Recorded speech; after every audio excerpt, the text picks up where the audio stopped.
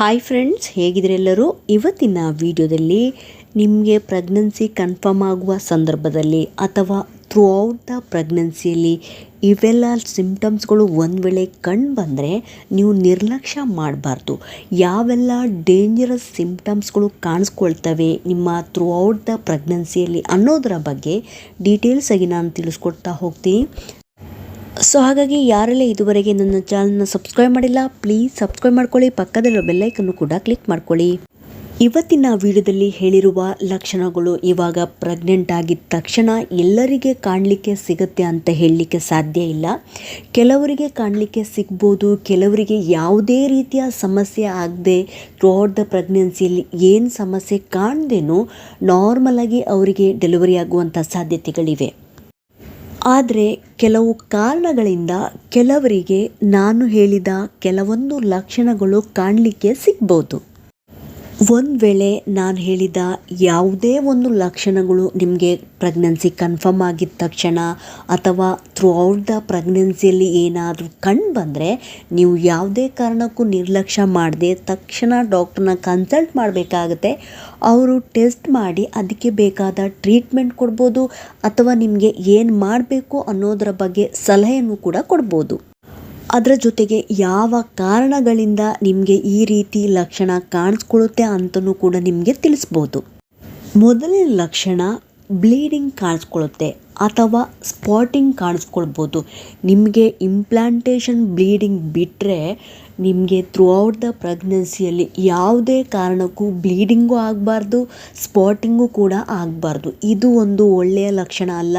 ನಿಮ್ಮ through out the ಪ್ರೆಗ್ನೆನ್ಸಿಯಲ್ಲಿ ನಿಮಗೆ ಒಂದು ವೇಳೆ ಇಂಪ್ಲಾಂಟೇಷನ್ ಬ್ಲೀಡಿಂಗ್ ಏನಾದರೂ ಆದರೆ ಅದು ನಾರ್ಮಲ್ ಆಗಿರುತ್ತೆ. ಇದು ನಿಮಗೆ ಪ್ರೆಗ್ನೆನ್ಸಿ ಕನ್ಫರ್ಮ್ ಆಗುವ ಸಂದರ್ಭದಲ್ಲಿ 1-2 ಡ್ರಾಪ್ಸ್ ಮಾತ್ರ ಕಾಣಿಸ್ಕೊಳ್ಳುತ್ತೆ. ಇದು ಲೈಟ್ ಪಿಂಕ್ ಅಥವಾ ಬ್ರೌನ್ ಕಲರಲ್ಲಿ ಕಾಣಿಸ್ಕೊಳ್ಳುತ್ತೆ. ಇದರ ಫ್ಲೋ ಜಾಸ್ತಿ ಇರೋದಿಲ್ಲ. ಇದರ ಬಗ್ಗೆ ನಾನು ಡೀಟೇಲ್ಸಾಗಿ ವಿಡಿಯೋ ಮಾಡಿದ್ದೇನೆ. ಇಂಪ್ಲಾಂಟೇಷನ್ ಅಂದರೆ ಏನು, ಯಾವೆಲ್ಲ ಲಕ್ಷಣಗಳು ಕಾಣಿಸ್ಕೊಳ್ತವೆ ಮತ್ತು ಯಾವ ಸಂದರ್ಭದಲ್ಲಿ ಇದು ಕಾಣಿಸ್ಕೊಳ್ಳುತ್ತೆ ಅನ್ನೋದರ ಬಗ್ಗೆ ಡೀಟೇಲ್ಸಾಗಿ ನಾನು ಮಾಡಿದ್ದೇನೆ. ಇದರ ಲಿಂಕನ್ನು ನಾನು ಡಿಸ್ಕ್ರಿಪ್ಷನ್ ಬಾಕ್ಸಲ್ಲಿ ಹಾಕಿರ್ತೀನಿ, ಪ್ಲೀಸ್ ಚೆಕ್ ಮಾಡ್ಕೊಳ್ಳಿ.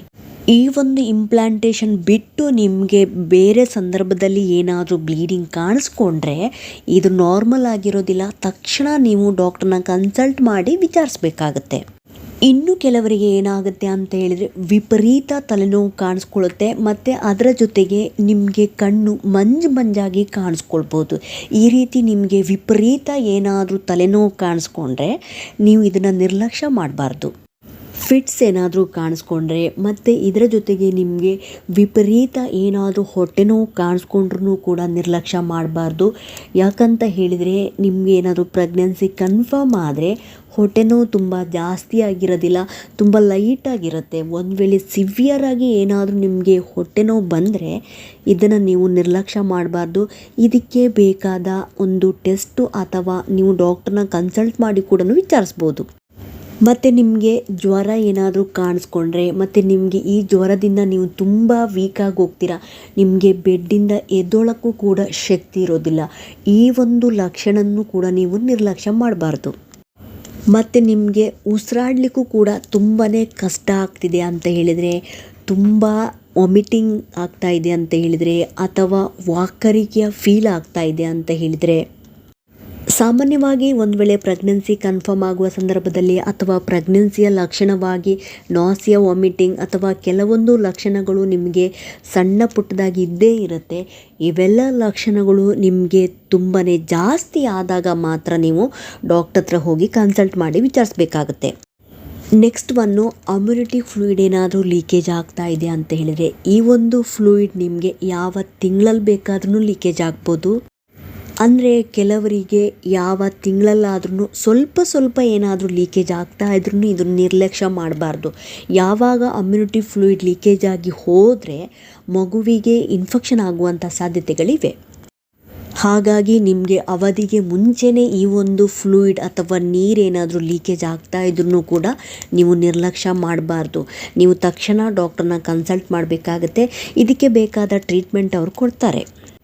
ಮತ್ತು ಈ ಅಮ್ಯುನಿಟಿ ಫ್ಲೂಯಿಡು ಯಾವ ರೀತಿ ಲೀಕೇಜ್ ಆಗುತ್ತೆ ಅನ್ನೋದರ ಬಗ್ಗೆ ನಾನು ಹಿಂದಿನ ವಿಡಿಯೋದಲ್ಲಿ ಡೀಟೇಲ್ಸಾಗಿ ನಾನು ಹೇಳಿದ್ದೇನೆ. ಇದರ ಲಿಂಕನ್ನು ನಾನು ಡಿಸ್ಕ್ರಿಪ್ಷನ್ ಬಾಕ್ಸಲ್ಲಿ ಹಾಕಿರ್ತೀನಿ, ಪ್ಲೀಸ್ ಚೆಕ್ ಮಾಡ್ಕೊಳ್ಳಿ.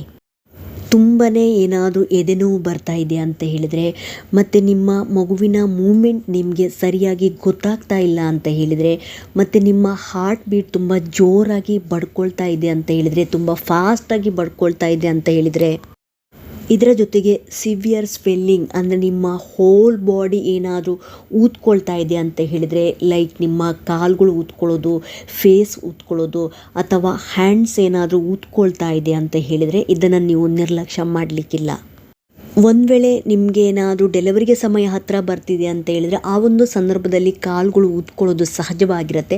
ಒಂದು ವೇಳೆ ಲಿಮಿಟ್ಗಿಂತ ಮೀರಿ ಅಥವಾ ಮಿತಿ ಮೀರಿ ಏನಾದರೂ ಊದ್ಕೊಳ್ತಾ ಇದೆ, ಹೋಲ್ ಬಾಡಿ ಏನಾದರೂ ಊದ್ಕೊಳ್ತಾ ಇದೆ, ನಿಮ್ಮ ಮುಖ ಏನಾದರೂ ಊದ್ಕೊಳ್ತಾ ಇದೆ ಅಂತ ಹೇಳಿದರೆ, ನೀವು ಇದನ್ನು ನಿರ್ಲಕ್ಷ್ಯ ಮಾಡಲಿಕ್ಕಿಲ್ಲ. ಇದರ ಜೊತೆಗೆ ನಿಮಗೆ ಶೋಲ್ಡರ್ ಟಿಪ್ ಏನಾದರೂ ಪೇಯ್ನ್ ಕಾಣಿಸ್ಕೊಳ್ತಾ ಇದೆ ಅಂತ ಹೇಳಿದರೆ, ನಿಮ್ಮ ಭುಜದ ಹತ್ತಿರ ಪೇಯ್ನ್ ಕಾಣಿಸ್ಕೊಳ್ತಾ ಇದೆ ಅಂತ ಹೇಳಿದರೆ, ಈ ಒಂದು ಲಕ್ಷಣ ಸಾಮಾನ್ಯವಾಗಿ ಎಕ್ಟೋಪಿಕ್ ಪ್ರೆಗ್ನೆನ್ಸಿಯಲ್ಲಿ ಕಾಣಿಸ್ಕೊಳ್ಳುತ್ತೆ. ಅಂದರೆ ಅಪಸ್ಥಾನೀಯ ಗರ್ಭಧಾರಣೆ ಕಾಣಿಸ್ಕೊಳ್ಳುತ್ತೆ. ಇದು ಅರ್ಲಿಯಾಗಿ ಕಾಣಿಸ್ಕೊಳ್ಳುತ್ತೆ.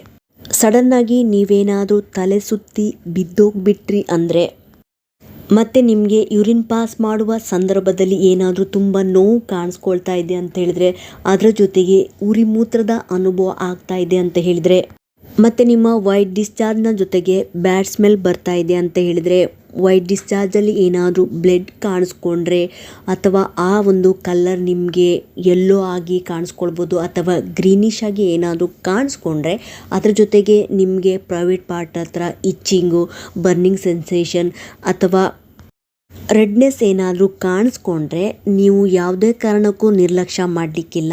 ಇವತ್ತಿನ ವಿಡಿಯೋದಲ್ಲಿ ಹೇಳಿರುವ ಯಾವುದಾದ್ರೂ ಒಂದು ಲಕ್ಷಣ ನಿಮಗೆ ಥ್ರೂ ಔಟ್ ದ ಪ್ರೆಗ್ನೆನ್ಸಿಲಾಗಲಿ ಅಥವಾ ಪ್ರೆಗ್ನೆನ್ಸಿ ಕನ್ಫರ್ಮ್ ಆಗಿದ ತಕ್ಷಣ ಏನಾದರೂ ಕಂಡು ಬಂದರೆ, ನೀವು ನಿರ್ಲಕ್ಷ್ಯ ಮಾಡಲಿಕ್ಕಿಲ್ಲ.